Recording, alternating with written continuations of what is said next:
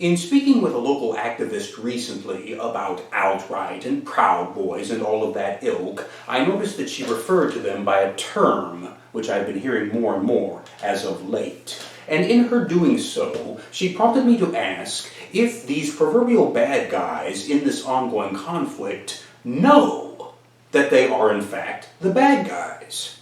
She chuckled and said, no, they don't see themselves as the bad guys, I imagine. They most likely see themselves as the good guys in this fight. After all, most everybody wants to believe of themselves that they are basically a good person, and as such, as a group, they collectively believe that they are engaged in a good, worthwhile cause. Patriot prayer, for example, does in fact invoke prayer to a higher power, which they beseech to bestow upon them the strength to fight the good fight towards a good and righteous victory. It is a concept which goes back through the years. It puts me in mind of Gott mit uns. God is with us. God is on our side. Gott mit uns, of course, was the credo which was inscribed upon the belt buckles of the garrison belts which were worn by the soldiers of the Wehrmacht of the Third Reich. Of course, the concept goes beyond that. One can find it even in the Second Reich, in the motif mit Gott für König und Vaterland, with God for the king and the fatherland. Goes back to the Second Reich and beyond. The concept, in fact, goes back well over the ages, and yet is still relevant today. Skinheads. You punks in skins in our audience are surely acquainted with what a skinhead is. In particular, a skinhead against racial prejudice. A sharp. There are sharp skinheads and then there are boneheads. The sharps, of course, are anti-racism, and the boneheads are white supremacist. They are racist, and ergo they are stupid. I was prompted to ask nonetheless, once. I asked one of your brethren, do the boneheads call themselves boneheads? He said, no, I don't suppose they do. Well, what then do they call themselves, these shaven-headed boneheads? Well, amongst their own kind, boneheads no doubt refer to themselves as skinheads. The point I'm working towards, boys and girls, punks in skins, is this.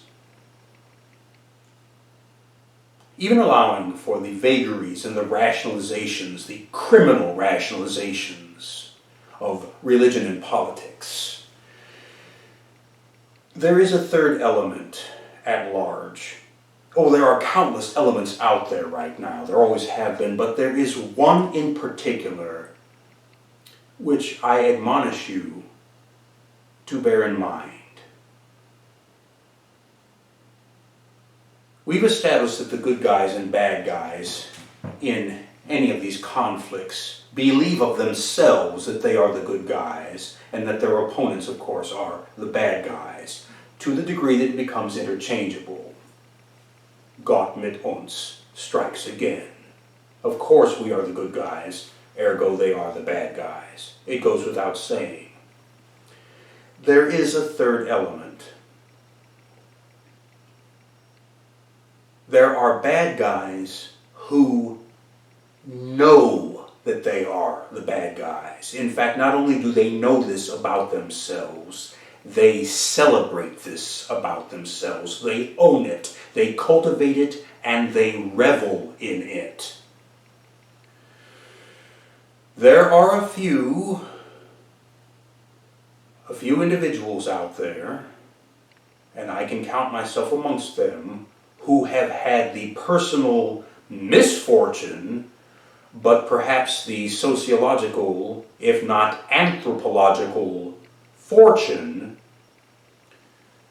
to encounter this element up close and in person.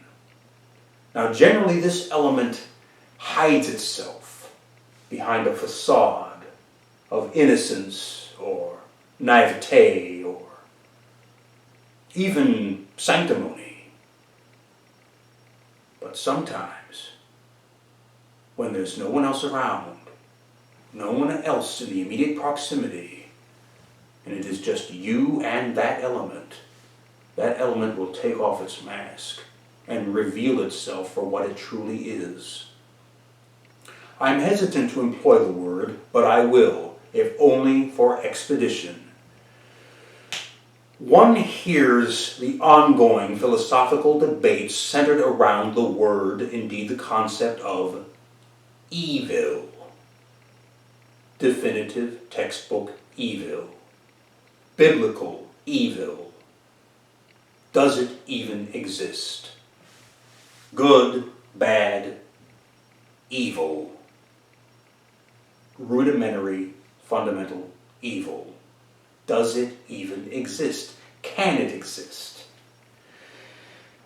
The emerging schools of thought all seem to converge on one consensus. If it exists at all, it is a mental aberration. It is a maladaptation to society and all of its inequities and imbalances. If it exists at all, it is a mental disorder. It is a mental illness. What else could account for the rages and rampages of serial killers or mass murderers? What else could possibly account for this sort of derelict behavior? No, it must be a mental disorder.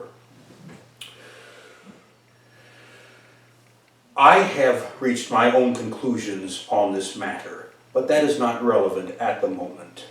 What is relevant is that I ask you to be aware, for your own safety, for your own points of vulnerabilities, for your own longevity, and for your own ability to fight the good fight.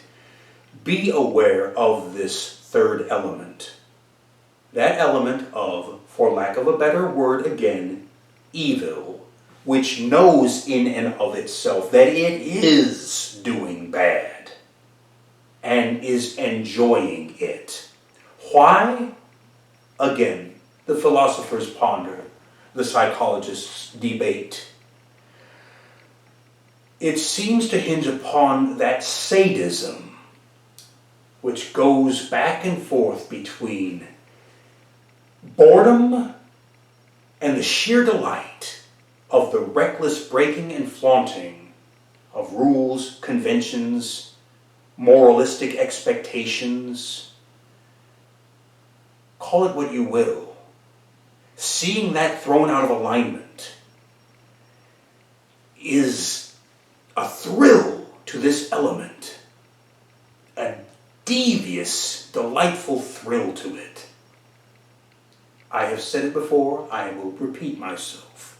This element celebrates and revels in that kind of malignance.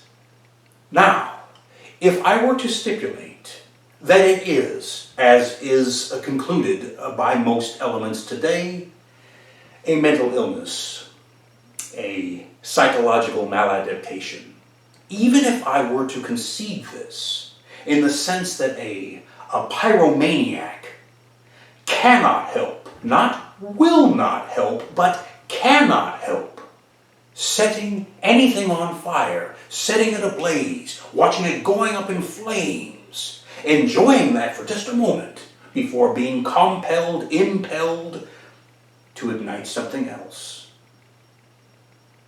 In the cyclic mania and its ongoing proliferation, never ending, never stopping, never varying, never sated, never satisfied. A mania which just keeps going.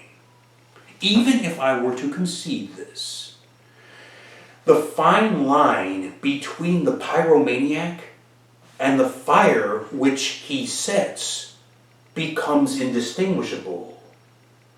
Point being that even if this evil element, which knows it is a bad guy, even if it is mental illness, it nevertheless belongs to you to fight it for what it is, to out it, to expose it, to denude it, and to fight it for what it is.